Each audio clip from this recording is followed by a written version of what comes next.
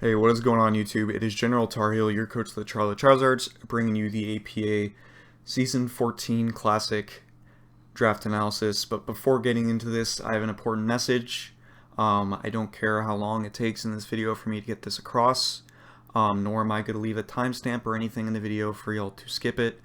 It's really important to me, and I hope you stay tuned to listen to it. If you do want to skip just to the draft analysis, I understand, you can do as you please, but please try to hear me out. So for those of you who do not know, I am a full-time student who attends the University of North Carolina of Charlotte, or UNC Charlotte. I've stated this before on my channel, I've stated it on Twitter, and unfortunately, recently in events on April 30th, there was a shooting on my campus. There was a total of 6 people shot, 4 were injured, and 2 died. It was a very tragic event in my school's history. When it happened, I was in my apartment just finishing some homework, about to go grab some food on campus. As I was about to leave, as soon as I was about to walk out the door, I got the notification about the shooting saying stay in your building, run, hide, and if you need to, fight. That was terrifying. I immediately had to contact my friends and my roommates. 2 of my roommates are very close friends to me, and they were both out. One of them I know was going to the concert that they were to have on campus, and that's where I was scared that the shooting happened. And then another one I know was doing work in another education building, and I just wanted to check on him as well, messaging all my friends, making sure they're okay. Everyone I knew directly was okay, and I was safe. But there were still 2 people that died in this tragic event, and 4 that were injured, and many more people that will have, like, a traumatic effect about this, and it's terrible. It shouldn't happen. I hope something changes to where people who go to school to further their education to benefit their future career life can be safe, nor worry about friends or other family that go to a school are like safe and they're just there to further their education and meet new friends, maybe meet the love of their life, and not have to worry about a tragic event like this. But as for now, we are going to mourn before there is change, and I am going to mention this in both this video and the video coming up later today for the normal APA week video, because this is important to me. I'm going to provide a link in the description. It's a donation link directly to my school. Funds will immediately go to the families of the victims and help them with their unfortunate loss. I myself have donated. I made it anonymous. Yes, I guess it's somewhat anonymous, or less anonymous now that I've said that I've donated, but it's fine. This is for my Niner family. This is the picture of the page. On the right hand side, you see the $25 like behind the APA logo, and then there's a bigger box above it. The big box on the right is the donate now option. Sorry if my voice is cracking up a little bit. You can donate any amount. I know my APA Season 5 videos get more views than anything because of just the coaches, and I guess I have a decent reputation now for the APA, but I know still a good amount of people will watch my content, and if everyone even just donates $1, I would greatly appreciate it.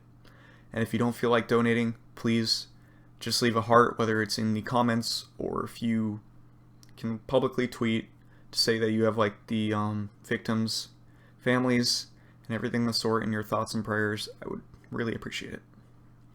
I only knew one of the victims who were injured. I didn't know anyone else, but they are my Niner family, and it was really unfortunate for this tragic day. But I don't want to let the mood go down too much. I really just wanted to get that message across. Yes, it took a few takes to get this because it is an unfortunate event that happened, and it's a little tough to get it out, you know, just publicly talking about it a lot, but I'm safe, and I'm getting better, but those families are struggling more. So any appreciation that you can give to them, whether it's just thoughts or prayers, even if you don't publicly display it, just leaving a comment on this video will at least let me know that there's more kindness than hatred out in the world. And any donations, of course, are greatly appreciated. You don't have to tell me you donated. You don't have to tell me how much you donated. You don't have to give me any proof. You don't even have to tell me. It's just whether you want to give an act of kindness to such a terrible event. And don't feel forced by me saying that. It's just me describing it. But now I'm going to go into the video. Once again, this is also going to come up in the APA Season 5 video, so just keep that in mind. Maybe I can keep it together and get it better across for that one. But thank you all for who have checked on me, because I did get some DMs, and then I publicly said it on Twitter. Thank you all for that were still concerned after. I appreciate and love all of you, but I'm okay. I'm okay. So, to lighten up and get into the rest of the video, for those of you who do not know, I am in the, of course, the Wi-Fi for APA in Season 5, which is going very well. We have some more well-known coaches in that and everything of the sort. But my ground roots are in the APA Showdown League, where it came from. And now it is known as the APA Classic. It is in its 14th season, and I've decided to return because when I came back to making videos for APA Season 5, I just loved it. Like, the break I had from Pokemon and recording a little bit did help, but coming back, I really missed uploading. I really missed just talking Pokemon. Battles and prep can get a little redundant, but I still have fun with the game nonetheless, and just talking to people or just talking to my blue microphone is all I need. It's just nice to get a bunch of Pokemon content out there. No matter how many views I get, no matter how many likes or dislikes or anything of the sort, I just like doing it. So I wanted to do on the APA Classic season again, and this season they decided to do low tiers, and I was kind of hyped about it, because for those of you who do not know, I did P4G power rankings for when they did the low tier in their season, and I loved talking about it. I loved watching the battle videos for it, and as an analyst, you know you have to watch a bunch of videos, so it's a good thing whether or not you enjoy them. But I was really interested in low tier. I really was. Of course, there was my friend under the radar, or Kelly, just yelling in my ear to get Linoon, and then get a bunch of other stuff with it, like Auroras and Alolan Sandslash for like the Aurora Veil setup and stuff like that. That was very standard on RU for a while. I was considering, but I decided if like a few Pokemon make it down to me, I'm dropping whatever my plan is and I'm picking them up. And very surprisingly, that happened. And yes, I'm going to show the entire team up above, but I'm going to go through them one at a time. If you all click off on the video just because you already see the entire team, then that's kind of lame, because I want you to find out why I drafted it and how I plan on using them for the coming weeks of Season 14 and how comfortable I am with it, what was my initial plan, what actually happened, what was I sniped of. So stay tuned for that. And you can literally just keep this in a tab open and do something else if you'd like. Just hear me out, because I mean, my cute face isn't on the screen this time around, so you don't have to worry about just staring at me for like 30 minutes. So just hear me out. And the draft started. I believe I believe it was the 11th position. It might have been the 10th. Either or, somewhere around that. And this was out of 24 coaches, because Panther can never just have a normal amount of coaches. And I was like, I don't know what's really going to make it to me. I had this Linoon plan. I feel like it will work. But then Crocodile made it to me. So the tiers are based from 1 point to 15. With very few in being the top 15 points, because they are easily the best tiered Pokemon in the league. Crocodile is one of those 15 points, and Crocodile happened to make it all the way down to me. I was really surprised about this. For those of you who do not know, I love Crocodile to death. This Pokemon is sick. I love it so much. It is one of the best ground types and one of the best dark types. And both of these typings are so necessary for a team. To have them on the same Pokemon is so good, especially with its amazing abilities in Intimidate and Moxie. Intimidate always allowing for a nice bulky pivot, at least slightly stopping potential like setup sweep and Dragon Dance, Sword Dance, or anything of the sort, Beast Boost. And then Moxie, where you can just get your attack boost and potentially just sweep the rest of the team. Absolutely insane abilities. Anger Point, I've never seen that used effectively on a Crocodile, but you never know. That might happen this season. So Crocodile, I'm still just in shock that it made it to me.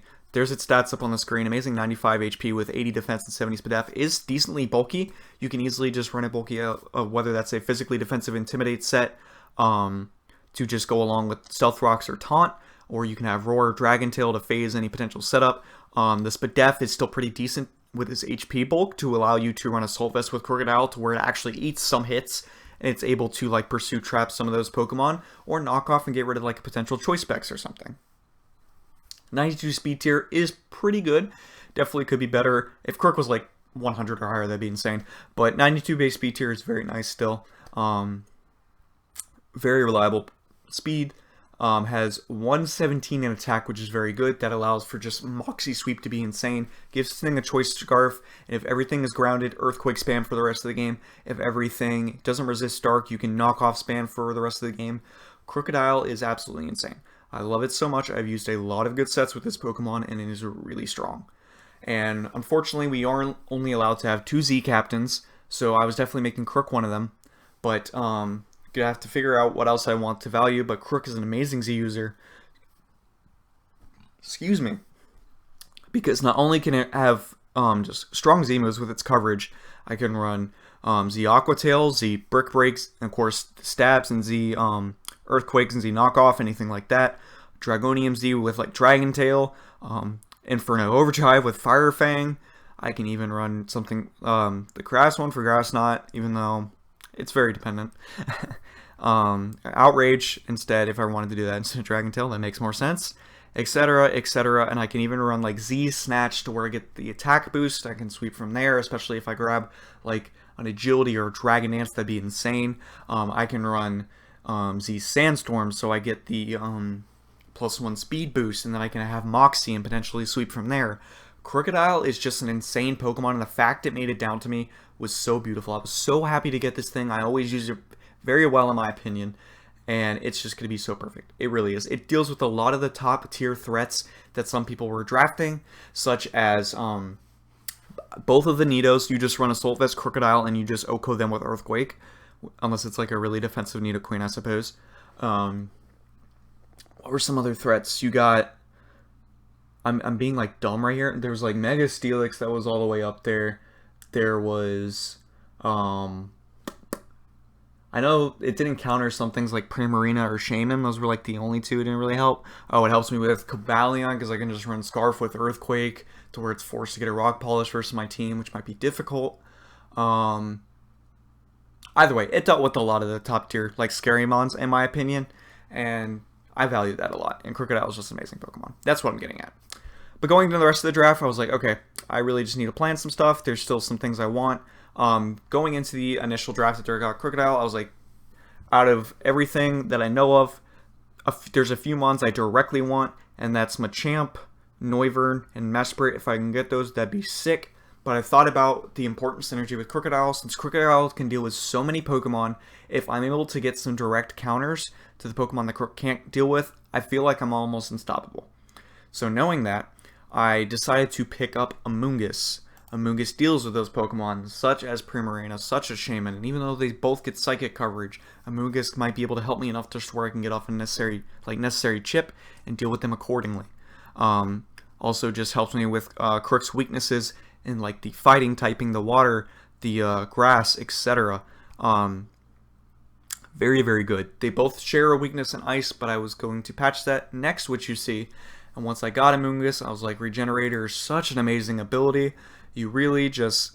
It's really tough just to break it apart sometimes. Some people forget if they're thinking about to get a sweep, but a Pokemon comes back in with like 30% of their health. They're like, oh, shoot, now I'm not going to be able to knock it out. Amoonguss is going to be able to like take me out or clear smog and get rid of my stats and just screw me over.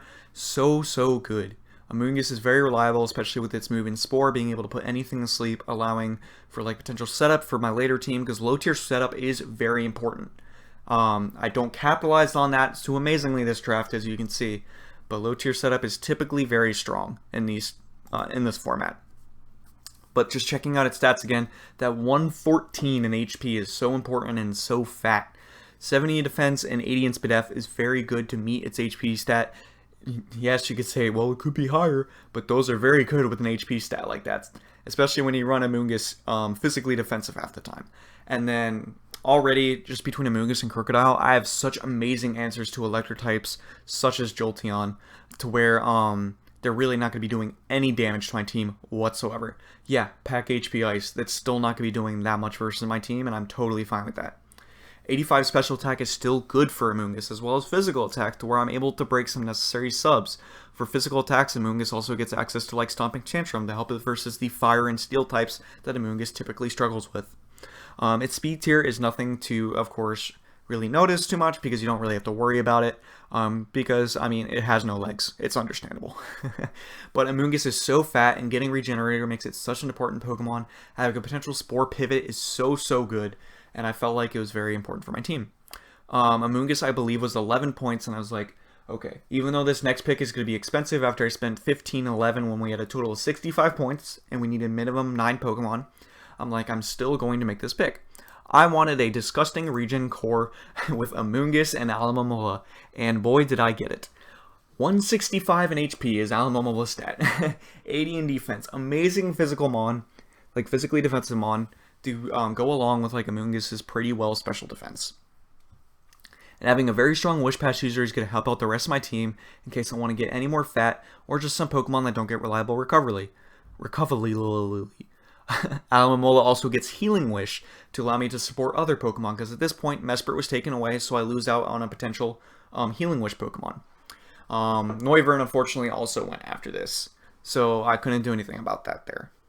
But having Alomomola regen with Wish is just amazing, because you just eat a hit and then you just wish and then you switch out if they switch out, and then that's it. It's one of the best pivots. But it is setup fodder, so I do have to be aware of that. Its special attack is lacking, especially when you want to run Scald majority of the time to try to get the burn on those physical attackers. But if needed, it does have a decent attack stat in 75 to where it's able to run Waterfall. I believe it gets Liquidation to where you can hit them physically if necessary, just to avoid potential just sub setup sweep. I do have Clear Smog on Amoonguss, I have Intimidate and Roar on Crocodile, so as of now I am somewhat able to deal with potential nuisances when it comes to setup sweepers, even if Alomomola is setup fodder, but this thing is so fat and pairs well with Amoonguss and Crocodile to where it really helps out my team. So I felt like it was very necessary just to grab this Mon and be a very annoying person with Regen Core. In low tier, I feel like that's going to be so strong. Just with these initial 3, I was already really happy. And knowing this, I just wanted to grab a few more Pokemon that I felt like were really good. So next up, I had Machamp on my eye, and I was looking for like a Psychic substitute since I lost Mesprit, as well as just another Ground immunity since I lost Noivern, as well as just a decent speed tier, I suppose. I was looking at the tiers, I was like, oh my god, Sigilyph is only 4 points. Sigilyph, however you say it, is such a good Pokemon, and I was hoping to grab it. But as I was about to grab Machamp, someone left their pick with me and told me they were grabbing Sigilyph, so I knew I couldn't grab it. I wasn't going to be a snake, and I wasn't going to take it, because I knew I wanted to go Machamp next, and I was just going to recover from it. So we pick up Machamp next, but we do miss out on Sigilyph, which I'll try to recover from later on. But Machamp is so good, and it was a budget. Like for the 15 points total for the entire tiering, like I mentioned, Machamp was only 7 points. With a Pokemon with a 130 base attack stat, it can absolutely just destroy anything with close combat, and having Guts being only 7 points is insane. I took this Pokemon like instantly. 4th round is kind of where I would expect it to go, but I knew when I was looking at tiers before the draft even started, I wanted Machamp. Even if I went with that Linoon team, I wanted Machamp, because this was budget. Kelly did pretty well with it in low tier. He didn't even recommend it to me at first. I was just like, this thing is too good to be 7 points. I want to abuse that. Whether you are running Gut Set, which is probably the best version of Machamp, or you can run No Guard and run Dynamic Punch, Steadfast is very situational, and I don't really see me bringing that set. Might be able to one week, we'll have to see. But Machamp, also just having decent bulk, 90 HP, 80 defense, 85 SpDef. That's a pretty good Assault Vest user right there if I really want to. As well as I can just run a bulk up set. Unfortunately, Machamp does not get Drain Punch. It'd be a very good a much better Pokemon if it got Drain Punch, because just bulk up with Drain Punch would be so reliable. But this Pokemon is just so ridiculously strong. And the fact I can pair it with Crocodile and have Crook Pursuit Trap the potential bulky Psychics, or just the Fighting Immunity and Ghost types, and just have Machamp click Choice Ban, that's right, Adamant Choice Ban, Close Combat with the base 130 attack stat, and just blow something back. And if for some reason Machamp gets like statused in any way possible, if they get up to T-Spikes and they're just dumb, or if I switch in on like a Scald and Machamp gets a Scald Burn, then it's Guts boosted, Choice Banded, Close Combat. That is so much damage. I guess I need to mention Stab boosted as well. So Machamp is going to blow some teams back. I hope people don't respect it because that's just going to give me a win probably. Another knockoff user to go on a Crocodile, which is so key because in these low tiers, you're going to see a good amount of like Eviolites. You're going to see a lot of Focus Sashes, berries, anything of the sort. Well, I guess Focus Sashes don't matter if you get off damage anyways. But there's going to be a lot of berries. There's going to be a lot of Eviolites. And a lot of potential Scarf users just to match some of the amazing speed tiers that some of these Pokemon can grab that a lot of Pokemon can't reach in these lower tiers. So knockoff spam is pretty important. And being able to have that with Machamp to also help versus the potential bulky Psychics if Crocodile is not able to help me out, or just to be able to catch them on a switch-in, is very important. Machamp's going to be doing so much work. I can already promise you that ahead of time. Even if I just bring Choice Band for majority of the weeks, that's enough because Machamp will do a lot of damage to any Pokemon. Even if that's just a necessary chip to help out other Pokemon on my team, it's going to be important. So now, when I lost Sigilyph, I was still upset. I had to recover from it. I know I didn't have any hazard removal at this point. I also wanted a flying check. 2 of my Pokemon are weak to flying types, and Bird Spam is still just free versus my team because Alomomola or Crocodile do not resist. And I was just looking at him. I was trying to fit both. At first, I wanted Rhydon. Rhydon was taken on the way back. And I was like, okay, that's fine. I also still wanted a Magic Guard Pokemon. And I saw Duosion was only 2 points. So I'm like, yes, I'm going to grab Duosion. That's a steal for 2 points. Still gives me like Focus Sash Magic Guard, Setup Magic Guard, to where that's a decent substitute for Sigilyph, I feel like. Duosion is taken right before me. This is round 5, and it's a 2-point Pokemon. It was taken right before me. I knew I was going to be taking it early, but that's because I valued it. And this guy didn't pick up Sigilyph, so I was like, okay, he just actually planned on getting Duosion in the 5th round. Duosion, yes, was a steal for 2 points, but Sigilyph was still better, so I was a little surprised.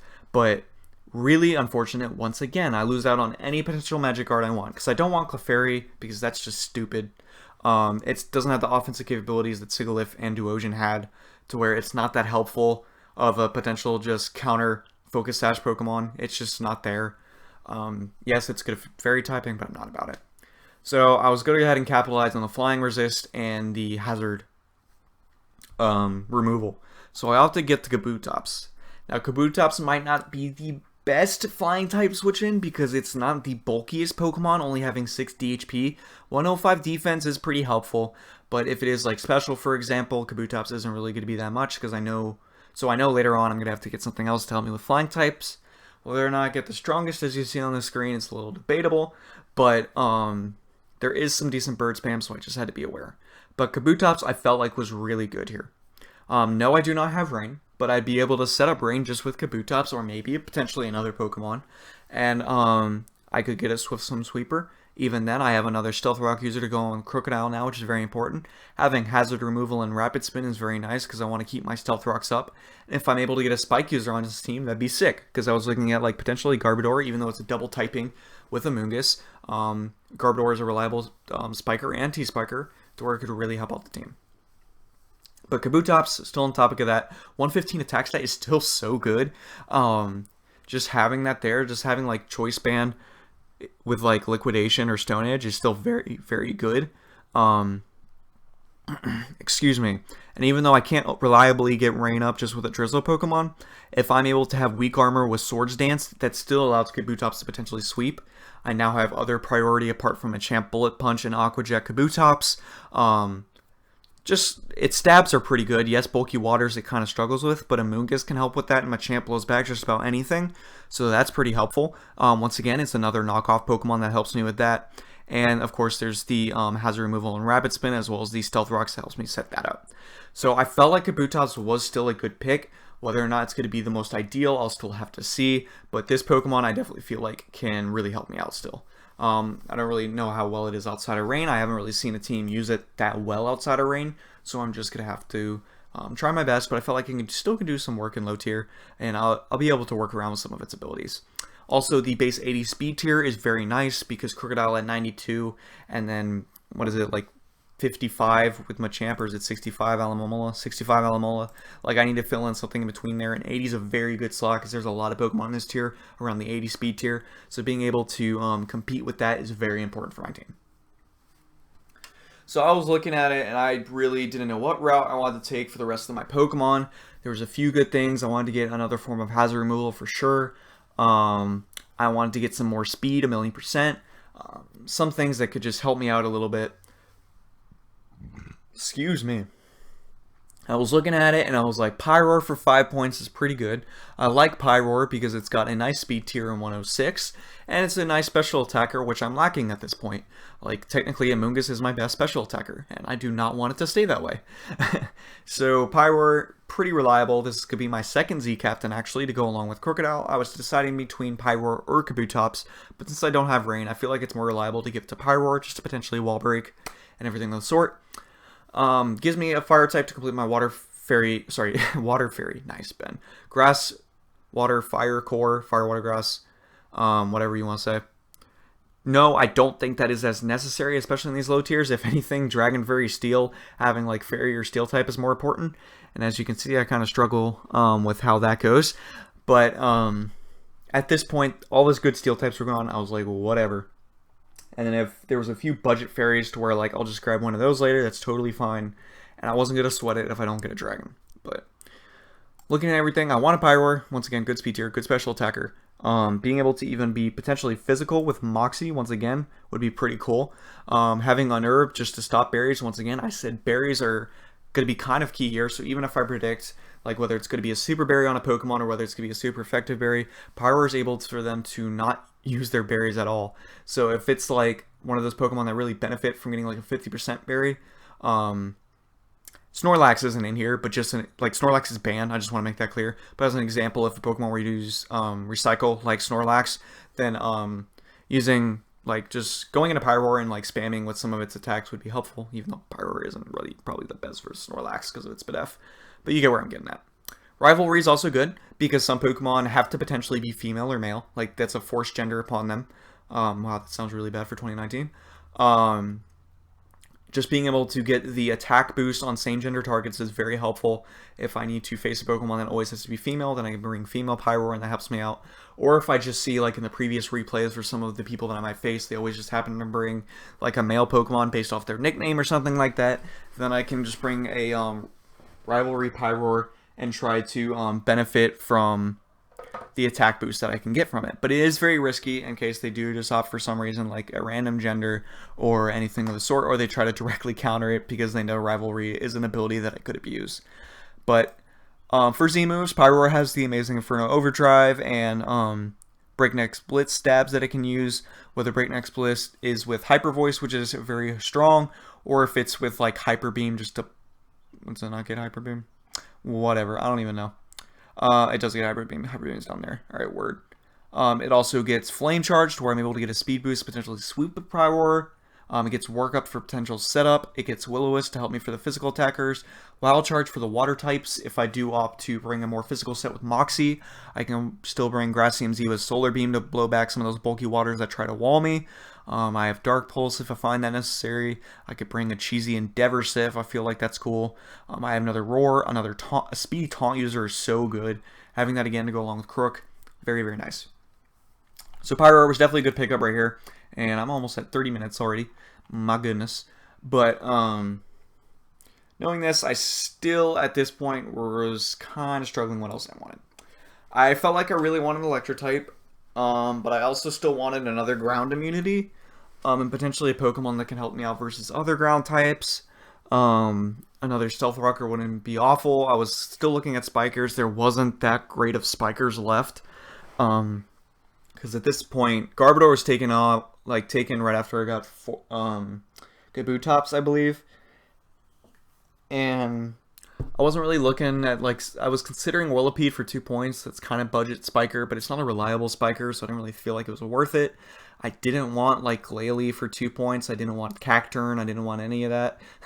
The number one Spiker I was actually looking at was 1 point Shelmet, just because that thing is pretty fat with Eviolite, and it gets up spikes somewhat reliably. But just knowing that, I was like, I don't really know about that. I was like, I want some very good speed to help me still, so I opted to get 2 speed Pokemon from here on out. So I was planning to get Electrode and Swoobat next, and I was still debating on my last 2 points that I was going to have. But first off, we'll go with Electrode right here. Electrode I felt like was actually pretty good because I don't believe Xblood was drafted, but the fact that Swellow was drafted, having soundproof is very important.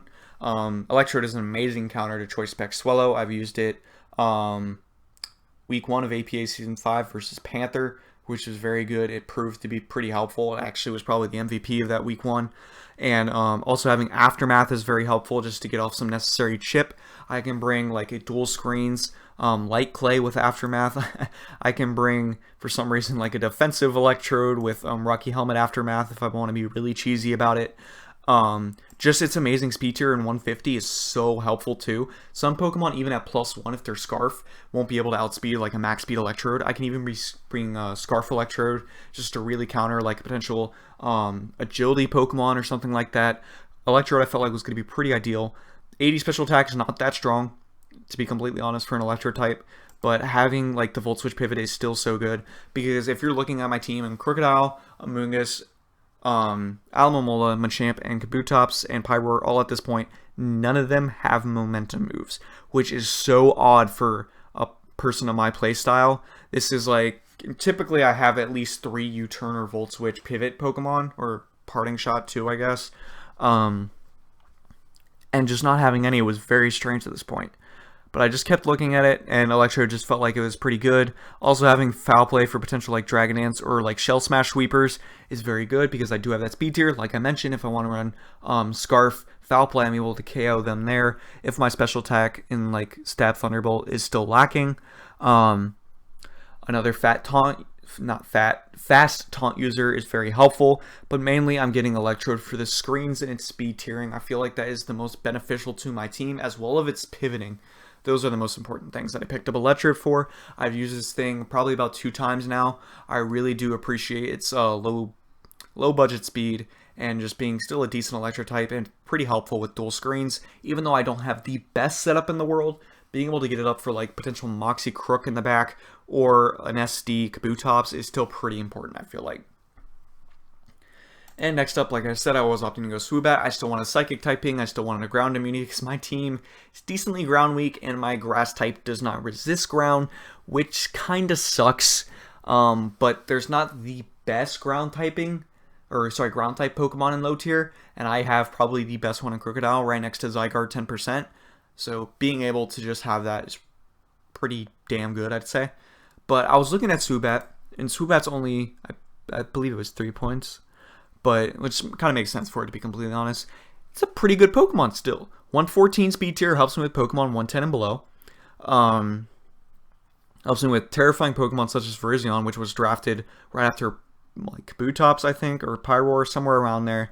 And Virizion I saw just destroy my freaking team. So having Swoobat was very important if I were potentially face them. And even though Swoobat doesn't have the best bulk, it can try to bring Focus Sash every week. And yes, Kabutops is my only hazard remover apart from Swoobat, which once again isn't the best, but especially if I'm trying to bring Sash Swoobat, but it's still somewhat good. But mainly I was looking at Swoobat for its abilities. Unaware, so helpful for those Pokemon that are trying to sweep me and screw me over. And Simple, Calm Mind Simple with like Salac Barrier, something else, whatever the defense boosting berry is too, that's still like potentially so strong versus teams. Because my ideal like thought process for getting Sigilyph was not only the Magic Guard, but the fact that it can run Cosmic Power, Stored Power, with like Roost, and just not being able to be toxic or anything was insane. Because I pressure Psychic and Dark types so well with Crocodile and Machamp. Crocodile, once again, Pursuit traps and gets rid of those annoying bulky Psychics, and as well for Dark types for that Psychic immunity. If they want their talking is hard. If they feel forced to bring a Dark type just so they don't get swept by like a Calm Mind Mono Psychic set, that's a free switch into Machamp that gets a close combat and can potentially just pick up a kill or get off a bunch of damage versus a team. So that's why I felt like it was so good for Sigilyph to be on the team, but since it was night, I opted just to get Swoobat, which is fine. And since we get Switcheroo, I can be Klutz Switcheroo to where I can run like Iron Ball, Klutz, Switcheroo to where Iron Ball doesn't affect my speed or me being grounded, because Klutz, as you can see, held item has no effect except Macho Brace, but I'm able to Switcheroo and give it to them, and they can get hurt by it.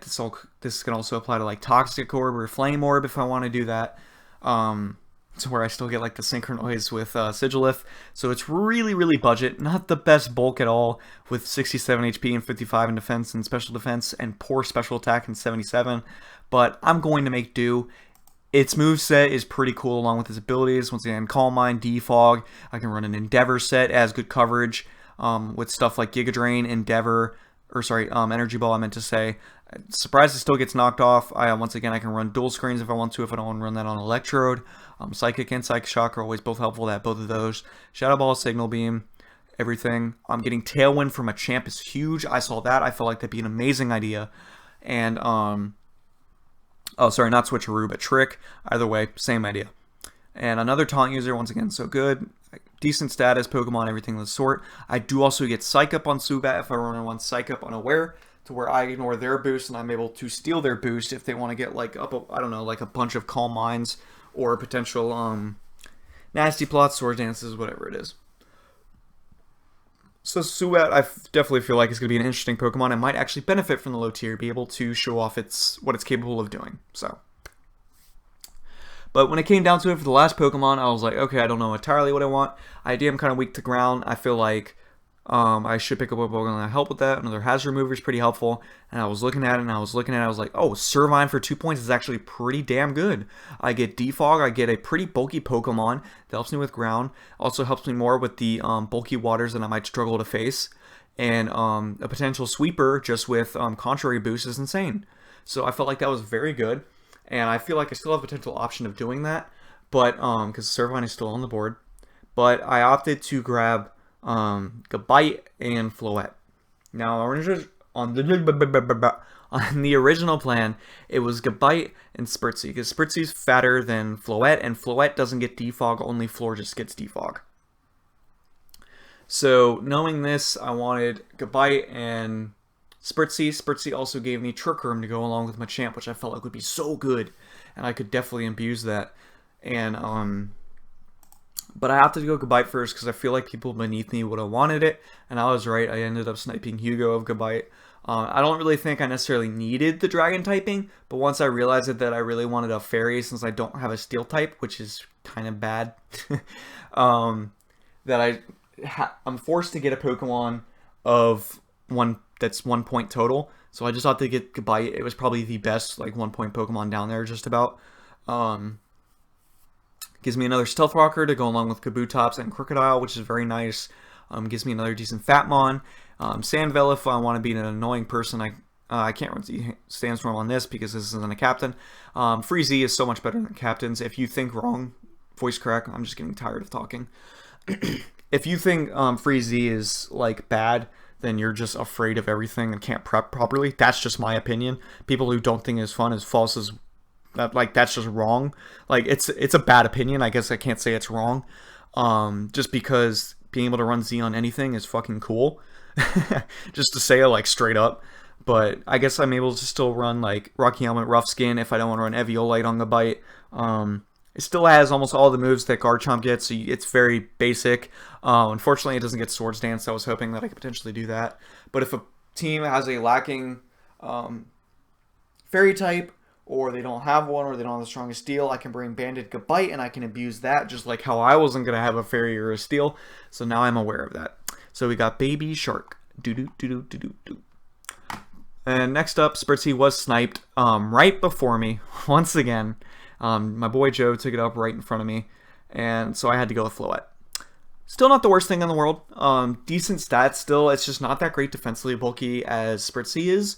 Yes, I get more Spadef bulk out of this with Eviolite and everything, but Spritzee also has a better ability, and it can set Trick Room and stuff for me, and I just kind of value that more. Some people can still say Floette's good, but the fact it doesn't get Defog is lacking.